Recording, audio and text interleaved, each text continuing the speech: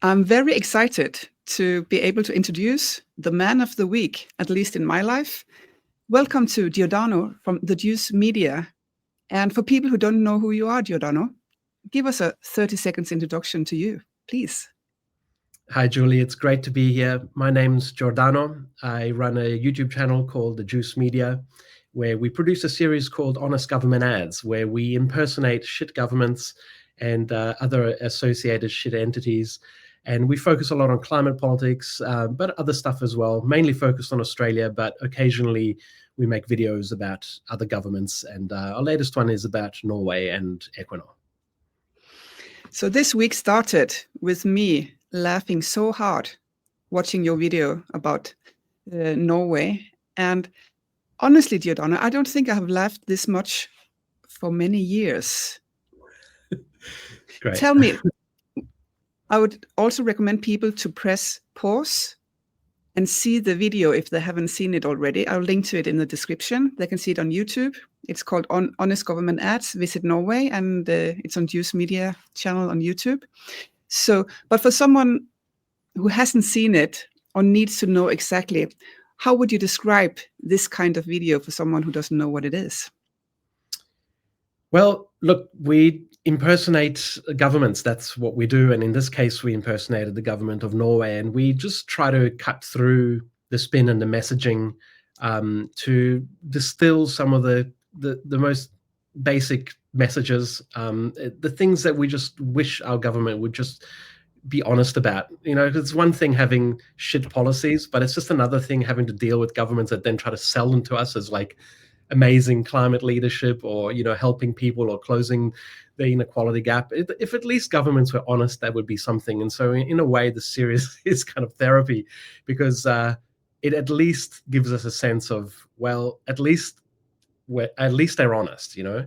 And people crave honesty, like people as they should. And in this time of universal deceit and greenwashing and all that, yeah, this is kind of a therapy that we do to keep ourselves sane, but also a lot of other people appreciate this kind of approach. So we try to really, really say it as it is. And, you know, we live in pretty crazy times. If you don't laugh, you'll cry. So this is our attempt to make some sense of the madness that we're in.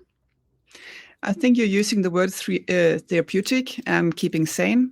And I really think that's what I got out of the video. Because for me and a lot of people in the ecosystem around Klimakultur, sometimes we feel insane or living in parallel universes, because the difference between what our government and establishment is communicating and what the world is really like is so different. And just seeing a video that speaks the truth, and it's a hard truth, but it's also the reality.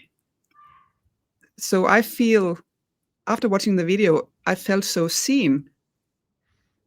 And I think a lot of other people working up against the Norwegian oil state feel seen as well. The journalist that has been making a lot of the stories you have shown in the video, of course, and the activists and everyone. It's like those kind of issues normally don't get that level of attention. In Norway. So I felt relief, and I felt normal, because someone else is saying the same things we are trying to say every day, but so much more funny, Giordano, come on. So, so thank you for that. How has it done compared to your other videos? In Norway, we always wanted to be best. So I'm like, please tell us that this video is doing great on YouTube. It's early days. We only published it 2 days ago, but it's had 200 and something thousand views on our YouTube channel. I think today is day 3, and probably an equal amount on our other pages. So probably 500,000 views across our various pages. But, you know, that could grow a lot more over the next few days. So yeah, it's doing really well. I often judge videos not so much from the views, although that's also important, but just from the quality of the comments. And so many fantastic comments from Norwegians who very much in different words express what you just expressed. I think one of the top comments in the YouTube section is from a Norwegian saying, "I feel seen," in a terrible way, but it makes me feel really good. And yeah, I think for exactly the same, for the reason that you mentioned, I get the impression that in Norway, it's very hard to talk about these things and not be sort of put in a box and sort of, oh, you're one of those people or one of those people. And it's like, no, just listen.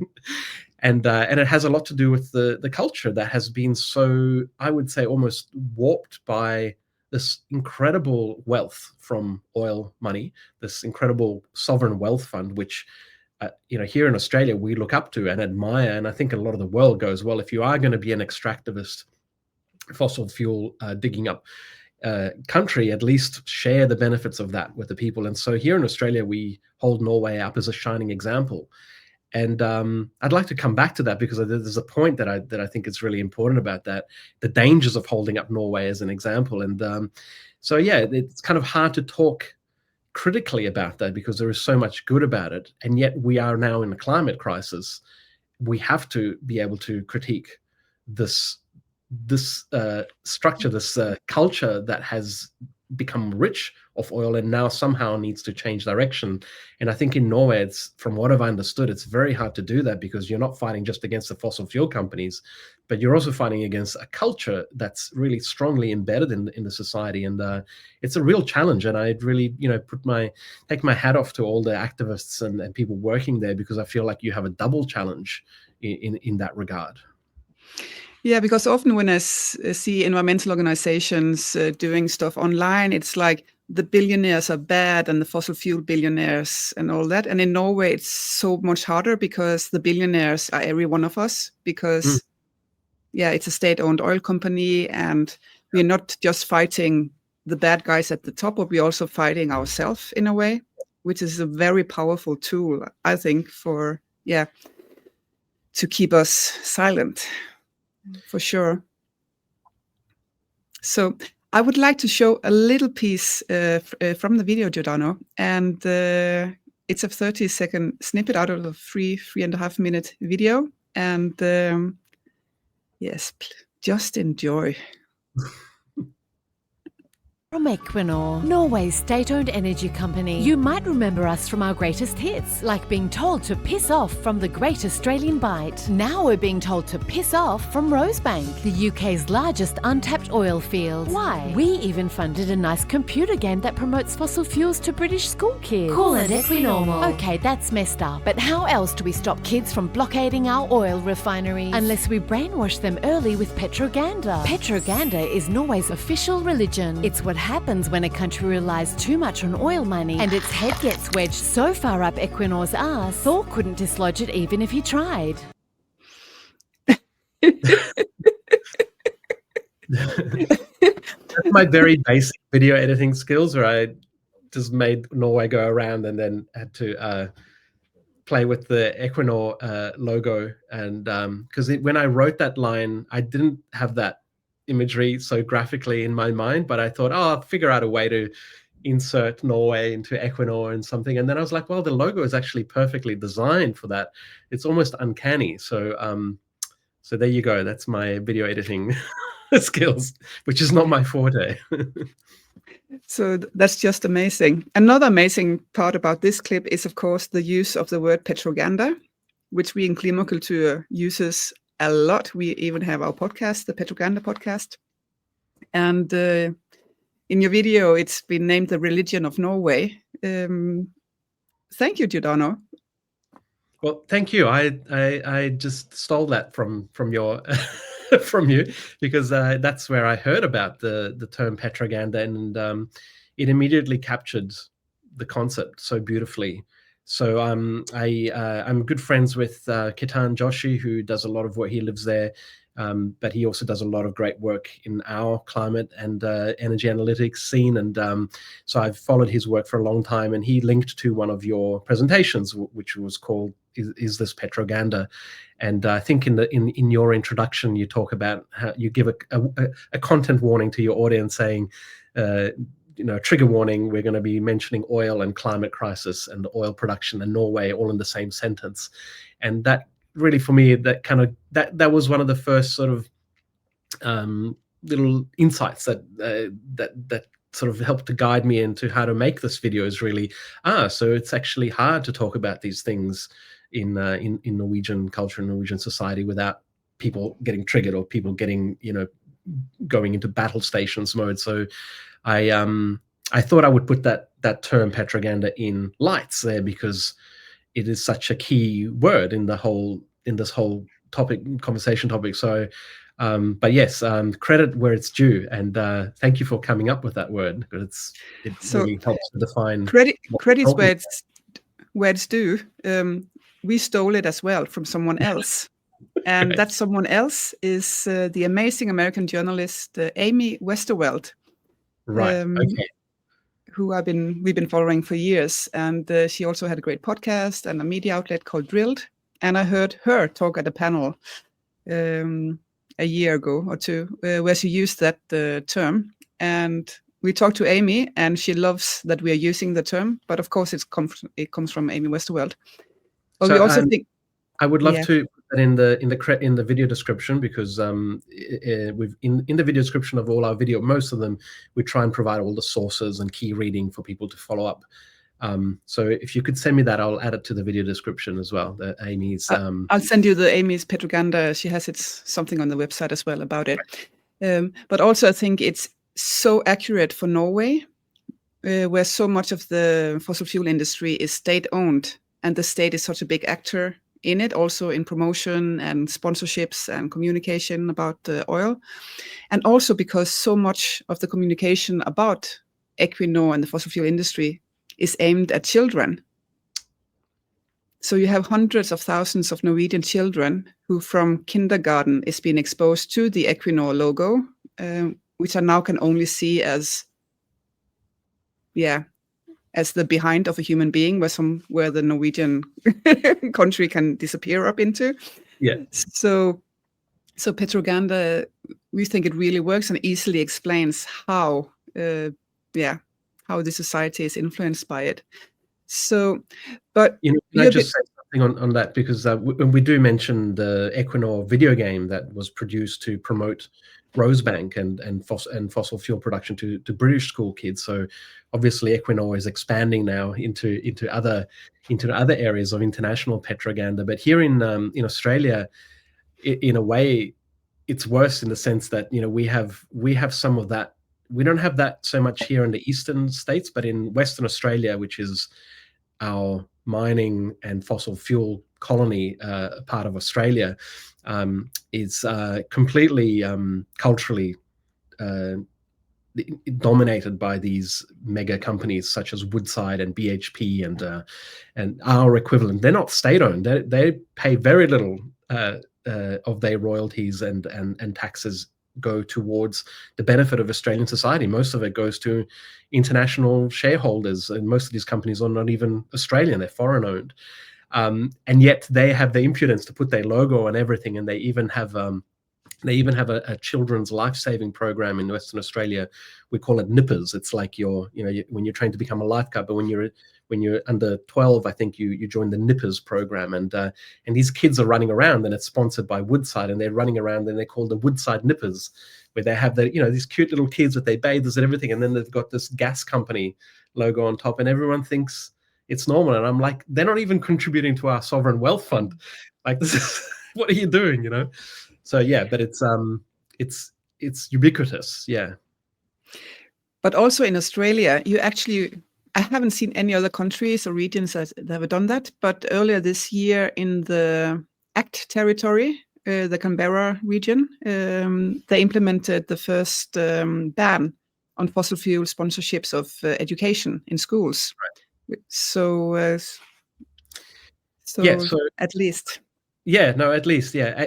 The ACT is the Australian Capital Territory, and it doesn't have any any mines or anything that I know of. It's a tiny little territory, whereas Western Australia is where all the stuff is buried underground, and it's very much the home of the mining industry. But sorry, go on, Julie. So just if people want to know more about that ban on fossil fuel sponsored education in Australia, they can check out our YouTube channel. We have a webinar with Belinda Noble from the Australian organization Comms Declare, who's been working a lot about this. But Giordano, I want to know, when you start producing a video like this one about Norway, how much do you know from before? And what have you learned in the process? And what surprised you the most? And how is the day-to-day work on something like this? It's always a bit crazy. I've been doing these videos now for about 9 years, coming into our 10th year. It's a very small team. I do most of the writing and research. Lucy, my partner, does the voiceovers, and we have actors. The actor who fronted the Norway ad, Zoe Amanda Wilson, and then I've developed a very small but very, very good network of researchers and a brain trust that I hit up. And one of the people that I collaborated with on this video is Katan, who I mentioned at the start, and also Rune Waldsness, who he worked a lot on the Equinor campaign here in Australia, the fight for the bite, where Australians, there was a coalition of groups involving NGOs from Sea Shepherd to Greenpeace, basically told Equinor to piss off out of drilling for oil in the Great Australian Bight. So these are connections that have been there for a long time, and as Norway is reaching this crucial election, Rune reached out and said, maybe you could do something about Norway. And so, of course, I collaborated with him and with Katan, and that's really a big part of why the video captures some of the Norwegian humor, because I passed all the jokes by a Norwegian, and the final hashkuke, how do you say it? Hattebra hashkuke. I'm not sure if I'm pronouncing it right. Hashkuk is from Rune. So these little glorious little nuggets of Norwegian culture come from locally sourced, essentially just having conversations and listening and learning about what's happening there, and watching and videos like the one that you did for the Petroganda really inform me on these issues, and then I put it into our machine, into our little blender, our Honest Government ad blender, where I really essentially they're all the same formats and framings and jokes, but it's funny and sad at the same time how that format applies to every government that we deal with, because so many of the problems are similar. So much of the rhetoric and so much of the spin are the same tactics that are used, and we're being all fooled separately internationally as if and we all think, oh, this is our government doing it, but it's lots of governments, lots of captured governments that are captured by the fossil fuel industry are using the same devices, and often I would say learning from each other and picking and choosing from each other's strategies. And if we can start to look at these situations, look at the bigger picture, zoom out and actually go, hang on, Norway and Australia and New Zealand and Canada, these things are all happening in parallel. The rhetoric is the same. I'm not sure how that helps, but I think it does help, because it makes us realize that we're united by this. We're all dealing and fighting the same thing. And I think we'll be fooled less of the time when we see, hang on, they've already done that in Norway, or they've already done that in British Columbia. Let's not let it happen here, rather than having to make the same mistakes everywhere over and over. I feel like we can really maximize and sort of level up if we can internationalize and broaden our view. And this is why we make international episodes, because I feel that by talking about what's happening in Norway, we're learning more about Australia at the same time, and vice versa. Yeah. Anyway, that's sure. Why I was interested in making the video. And thank you for doing that. I cannot count how many people who have sent me the video in the last few days. Have you seen this? And it's getting shared a lot. There's a lot of excitement, and there's probably someone who doesn't think it's that funny in Norway, but for sure. But also, as you mentioned, seeing what's happening in other countries is a learning process for people here, and like the Energy Town, the Equinor school-sponsored game that is mentioned in the video as well in the UK. I saw a lot of Norwegians being really surprised and frustrated about Equinor doing that. And then it opens up the conversation that Equinor is doing the same in Norway with all those 12 science centers for children, where they come during school hours and learn Equinor-sponsored educational programs, like one called Kodekraft, which means coding power, where kids learn to code a game. But the premise of the game is that you are a Norwegian energy minister and you need more energy. And then that's the whole premise for the game. And half of all Norwegian middle schoolers has taken this program sponsored by Equinor. They also learn in this program that to code border lines or border control posts in this game, because when you're a country with rich resources, people from poorer countries will come and try and take your resources from you. Wow. So you need to stop them at the borders. Wow. That's fucked in so many ways. That's that's amazing. So I'll just love to show you a short video clip here, because the video is also called Visit Norway, and which happens to be the name of the Norwegian Tourism Board.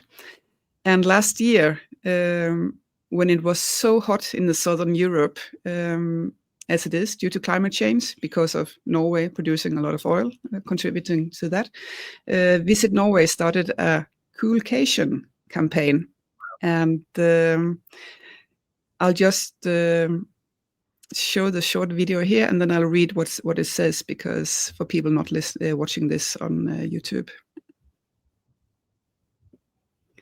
Escape the sweltering sun and blistering heat and head north for a refreshing summer holiday. Enjoy a coolcation, cool and refreshing travel ideas for summer in Norway.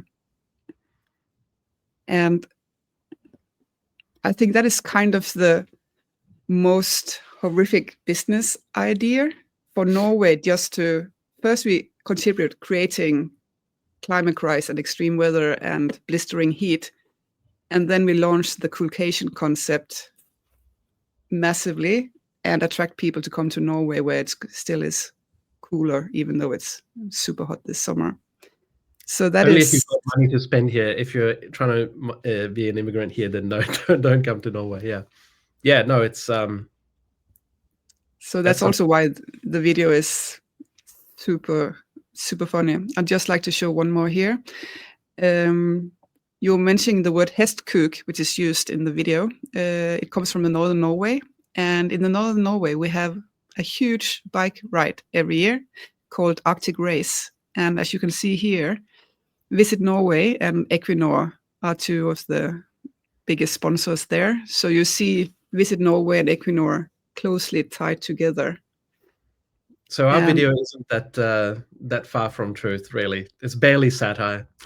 It's not satire at all. So that's why, I'm still cry laughing when I see it. And it all got an extra dimension this summer, where this is from the final medal ceremony, where the winner is a rider for the Israeli team called Israel Premier Tech, which is like a propaganda bicycle team for Israel. And on this stage, you have the Equinor logos, you have the Visit Norway logos. You also have the boss of the Norwegian army in his uniform clapping, because the army is a big employer up north, so they're also involved in this Arctic race. And the woman in the red dress is our Minister of Trade from the Labour government. And then you have some children or kids on stage who probably participated in one of the many school programs. Equinor has like competition in schools doing Arctic race as well, where they create medals for the runners and all. So you have like the army, the government, children, Israel, Equinor, and Visit Norway in one happy picture there. How does this make you feel, Giordano? Well, you have to admire the thought that goes into it. You know, they haven't left anything out, really. That's it's a work of art. Yeah, what can I say? So with JuiceMedia, you have a huge following online and a huge community. You have 1 million subscribers on YouTube, and I see people sharing the videos with big excitement. They're commenting. Yeah. They are so engaged in both this video and the other material you're producing. How do you engage? Why do you think this is so engaging? And how do you maintain such a big community? I don't know. It's and I kind of like that. I don't know. I don't have a formula. I've really just been doing what I felt needed to be done. I come from an academic background. I was working in I did a PhD in history, and I worked in university, and I just you know, being aware and of what is happening with the climate crises. This is we're talking about like 15 years ago. I just felt really uncomfortable with the time frames that we were working in academia. And you know, you write an article, it comes out 2 years later, maybe 50 people read it, maybe not.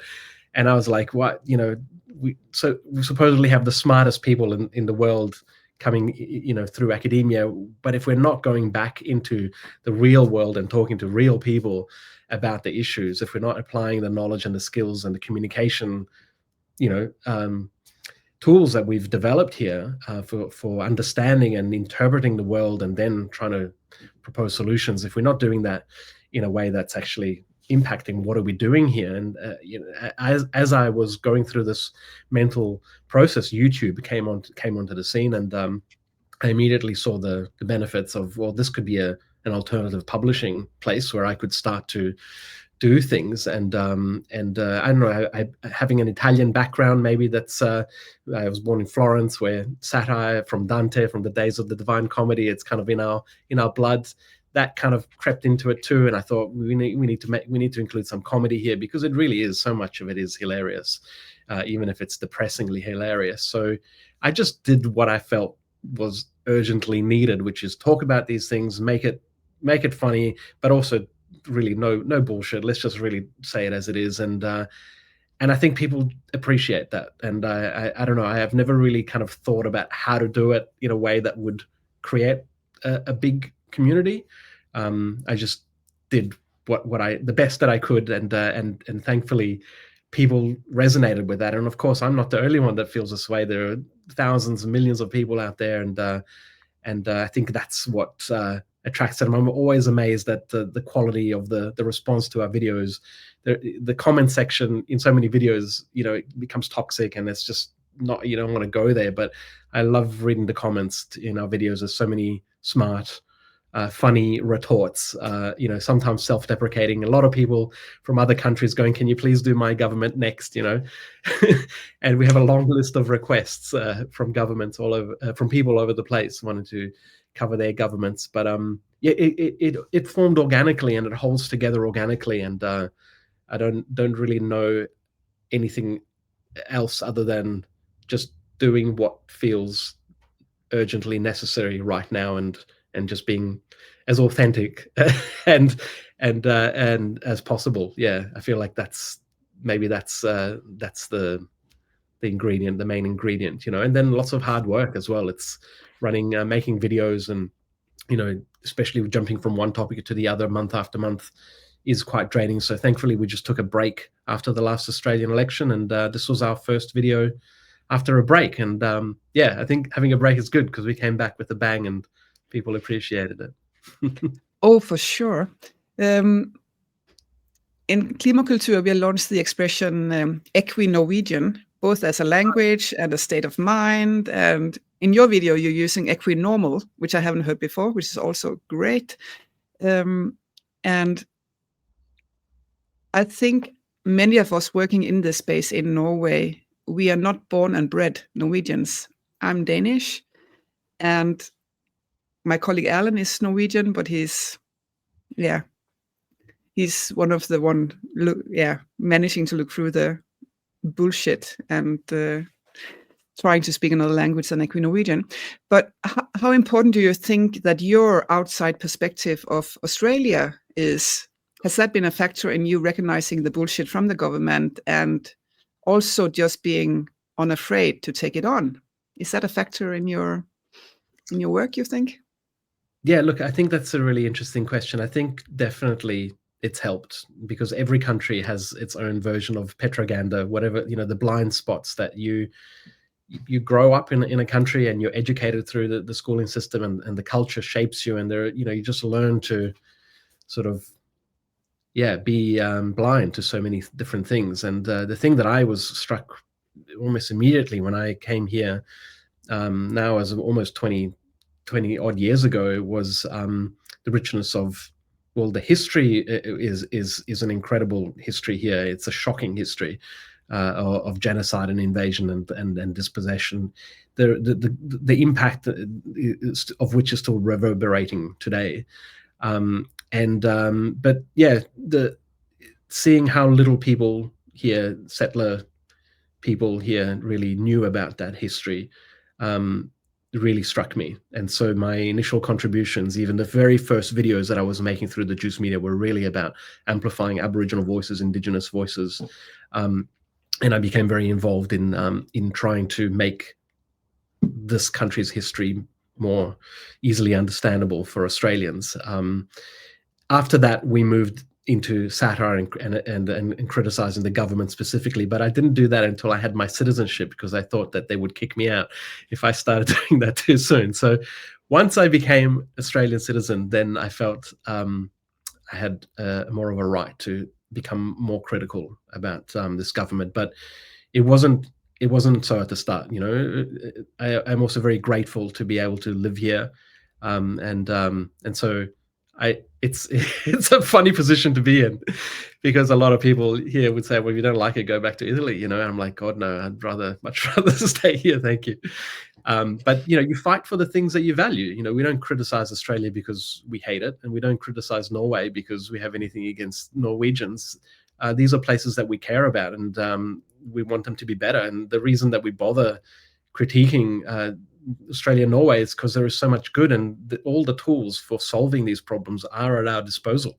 It's really just an information problem here, that people don't understand the situation because of some of the problems that we discussed, cultural and petroganda, etc.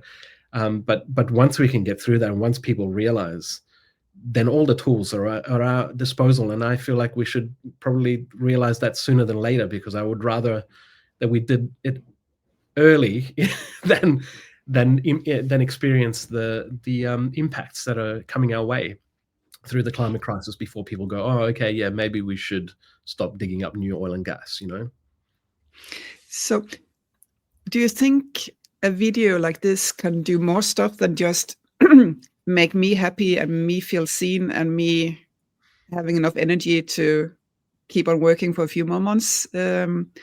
Can it actually push people? What do you hope to achieve with a video like this? Look, so many countries care more about what outsiders think about them than they do about what people think inside. And so I think there's a value in doing this. And Australians listen way more when people from outside say call Australia out on our bullshit. It just doesn't I would welcome anyone listening, watching, to make a video about Australia and what's happening here, because it'll have an impact. Some people will react negatively. They don't like being criticized from outside, but it really, that's how we operate. We do care about our image in the international, on the international stage, and especially a country like Norway that I think thinks of itself as an upstanding member of the international community, and in so many regards it is, but when it comes to this issue of the amount of the oil and gas that's being exported, that's just not compatible with the image of being a climate leader, and so we're just gonna point it out. But I have to say here, we made sure in the video to also point out that Australia is no better. In fact, worse, because as I mentioned at the start, at least Norway taxes its natural resources and has pooled them back into society, paying for pensions and social services. Whereas here in Australia, we subsidize our foreign-owned gas and companies, and tax students. Students are coming out of university with debts that it's going to take them 2 decades to pay off. It's a complete perversion of that. It's a double perversion, because we're fucking their future through digging up the gas and by not investing in their education. So it's incredible. But I just want to say something on this, because we hold Norway up here as an example of, like, this is what we should be doing. This is the Nordic example. And I feel like that's also a real problem, because if we did achieve that, and this is why I really wanted to put Australia and Norway in the same frame in this video, if we did achieve what Norway's done, we would still have a problem, because look at where Norway's head is. It's wedged up Equinor's ass now. And it's very hard to get away from that position, because at least here we can say, well, fossil fuel companies do not contribute to our economy, so fuck off. That we can say that. But in Norway, you can't. And if you campaign on let's tax the oil and gas companies, if we win that battle, which we won't, but if we win it and we achieve that, then we've got another problem, and it doesn't solve the fundamental issue that we need to stop digging up coal, oil and gas, new coal, oil and gas from the ground. And that is the battle. That's the fight we should be fighting. Not, we should be getting a slice of the pie like Norway and Qatar are. That could have made sense in the 1970s. When Norway discovered oil, you could say, oh, well, yes, let's tax it. But now that's not the solution. So I know a lot of groups here campaign on like, we need to tax the fossil fuel industry. And, that's like a big sort of rallying cry, but I'm trying to distance myself from that and saying, yeah, it would be better if we did, but actually let's not even bother. Let's just stop digging up the new oil and gas like the IPCC and every climate scientist in the world is saying we should do. Otherwise it would just delay, delay the phase out. Yeah. I think it's very hard for people to find information and to understand that Norway in this moment of time is the #1 investor in new oil and gas offshore on a global scale. We are investing more money than the US or Brazil or anyone else. I think with your video, it has a chance of making a bigger impact in Norway than other places, because Norway is so small. So when the government is working on behalf of the oil industry, or is the oil industry itself, this is people we know. We are 5.5 million people here. So people working on behalf of the oil business, as most of the government is, and the bureaucracy and everyone, it's our friends. It's not people far away in power positions. This is people we meet every day. It's the culture leaders, it's sports leaders, it's schools, it's universities, it's people we eat dinner with. And I think a video like this can wake some people up for sure, but also make everyone braver just by sharing it and we see your bullshit, we call it out, and let's talk about it. So thank you for doing that, Giordano. I'd like to ask. Yeah, welcome. And I hope you're right. I hope it does have that that outcome. That would be great. Did you say the population is 5.5 million? I didn't realize Norway's population was so small. That's I just learned something there. That's incredible. Yeah. So when Equinor in the last 5 years have been spending $83 million on sponsorships and PR campaigns, you can imagine the effect it has on such a small country. Yeah. I would like to end off this wonderful conversation with you, Giordano, by introducing a term I picked up last year. I was at an event where Britt Ray, who is working for the Stanford Psychiatry Institution, talked. She's also written a book called Generation Dread about climate anxiety and youth and children. And she used the term institutional betrayal. And when she said it, I got goosebumps and I froze, because I feel institutional betrayal from the Norwegian institutions who are put in place to work for us, to work for the future generations. And I think Honest Government Ads calls out institutional betrayal on so many levels in so many countries. Is it a term you've heard before? Do you feel it's relevant in this in your context? Could you unpack that a little bit? How do you interpret it? I interpreted it as when our stakeholders and political leaders and governments say they are protecting us, they're doing well for the society, but we see that they're not doing what is good for society. They're doing what's good for capital or for big companies or for extraction sectors. So they are betraying us because those institutions claim they're put in place to protect us and to protect everything we love, but they don't. Mm. That's how I'm interpreting it. I think it can be. So it's like, it's a kind of invokes the idea of the social contract that we have. This is there's a breaking of the social contract here, that we are all participating in society, and we contribute to it. We pay our taxes, and we work together, and we sacrifice individual privileges in order for the greater good. And in return, we expect, as you said, being looked after and having our interests, long-term interests as well, looked after. And in that regard, 100%, yeah, no, it definitely feels that. And when I feel like kids, children, school children, probably feeling it the worst, the ones who are aware of what's happening, because they can't even vote. Like, they can't even, at least grown-ups can say, well, I chose this bunch of people who are now, moving us towards the edge of the cliff, but kids don't. And I think I get really angry when I see the position that young people are in, and I feel like they're, of all being institutionally betrayed, the hardest. So yeah, and that's something. Yeah, it does piss me off. Yes. So speaking of kids, your kids are coming home soon, and we'll end this conversation by saying on Monday there's the big election for the Norwegian Parliament, and with Norway being so small, it could be like 1,000 voices or votes that decides if we get like a really right-wing government or a red and green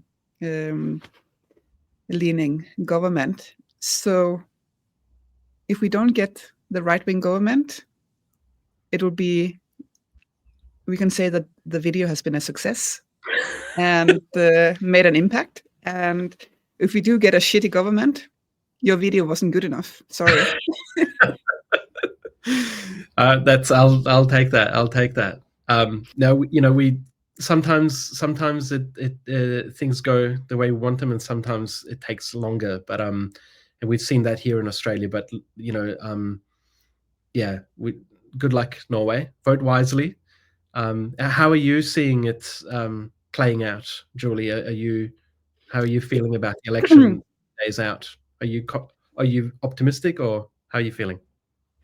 I'm a woman in my 50s. Hormonal, my feelings change every 2 seconds. So I'm happy. I'm in despair. Happy in despair. So fingers crossed. But that's I won't be able. I don't dare to predict anything. We'll see on Monday. Yeah. Thank you so much, Giordano, for taking the time. Thank you for making a fantastic video about Norway. And for people who want to support your channel, go and be a Patreon of theJuiceMedia, and let's put some more money into you so you can make more videos in the future. Thank you so much, Giordano. And I just want to acknowledge all our videos are made from support from our audience, our patrons. So yeah, we couldn't do the work without them. So they are the reason that we're able to make the video. But you're very welcome, and thanks for letting us make fun of your government and state-owned oil company. Thanks, Julie. Anytime.